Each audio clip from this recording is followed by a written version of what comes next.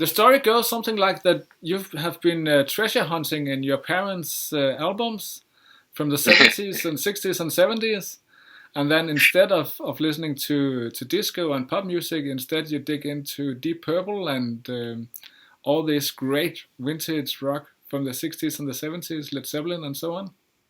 Mm. Yeah, that's definitely right. We all grew up with parents that listened to a lot of older stuff, and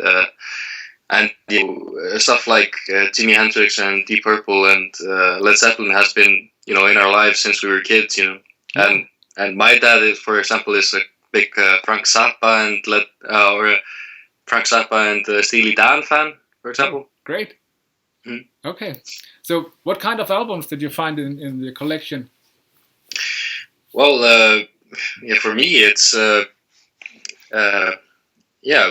I say, a big Frank Zappa fan and Steely Dan fan. So I kind of stole all of his Steely Dan albums at a very early age, and he's a big King Crimson fan as well. So that got me listening to stuff like In the Court of the Crimson King, and that was very, very influential on me when I was a kid. Yeah. Okay. How about Bowie?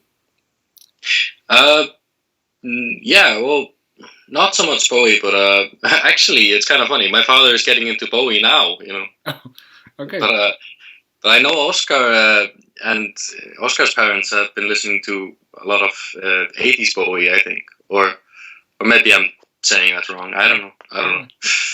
Okay. So, and your parents, what do they listen to now?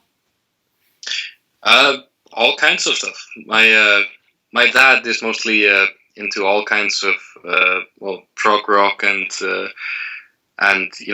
my parents are very young, so it's a lot of 90s music, but also a lot of digging through older stuff. So my dad is a music addict. And he has probably like 1,000 CDs, and he gave all his vinyl collection away a long time ago. So it's really sad, actually. Oh, that's a bummer. Yeah. Okay. Well, do you regret not living in the 60s or 70s, or do you appreciate that you have this that you can look back in time? I'm sorry. I didn't quite catch the question. Okay. Do you regret not living in the 60s or 70s with all this great music, or do you enjoy living in the present and can look back on this time and area? Well, I think living in this time definitely has its benefits. Like right now you can find all this stuff on the internet, and you can absorb a lot more stuff. So yeah, it's a lot easier to cover more ground, right now. And Okay. also, it's kind of funny. We've been doing this project with an old rock icon from the 70s in Iceland. We've been doing this project with him, and he told us, like, oh man, those times were really awesome, but I'm so glad they're over. Like, so much craziness, Yeah. So must have been fun though. Yeah. You call yourself classic rock, blues, and prog rock. Yeah. Does that still cover the new album? I've heard that it would be a bit darker and more melodic. Oh yeah, for sure. It's it definitely brings those influences in the mix, and some modern influences as well. But it's to the core. It's definitely the same, prog, psychedelic stuff, So it's just, I think it's just got a lot more power and depth, now. Okay. So where do you find the inspiration today? Today, we listen to a lot of bands like Mastodon, Red Fang, Rival Sons, mixed with like, of course, all the old stuff, and a lot of the new stuff as well. Weirder new stuff. So yeah, there's definitely a lot of influences in the mix, and it makes for a funny melting pot. Yeah. Okay. You being from Iceland, it must be natural that you have been looking abroad and looking to Europe and looking to United States, a small island and so on. Um, but how is the music scene on Iceland? It's actually very good. Yeah, it's always been very lively, and there's a lot of rock and metal going on, and of course a lot of pop stuff.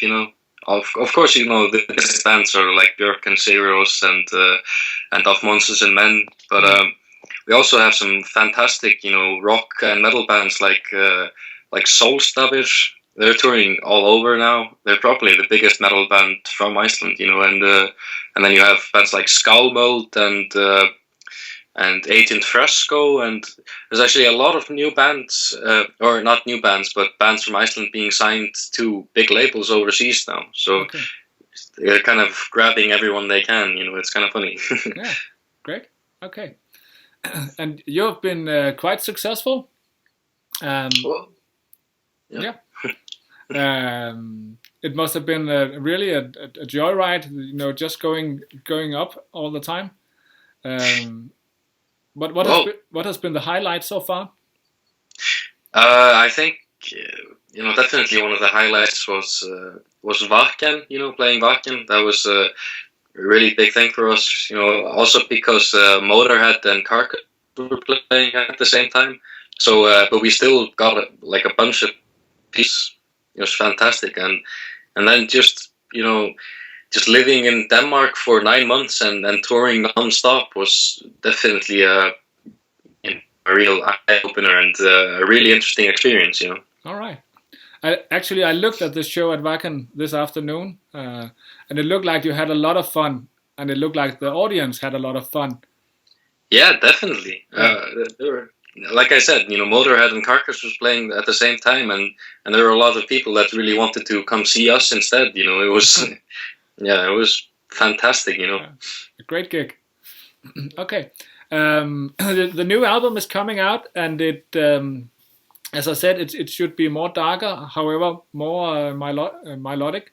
What can we expect, and what are your goals for this record? I guess just to find our more our own unique sound, and carve ourselves a niche, like our own style.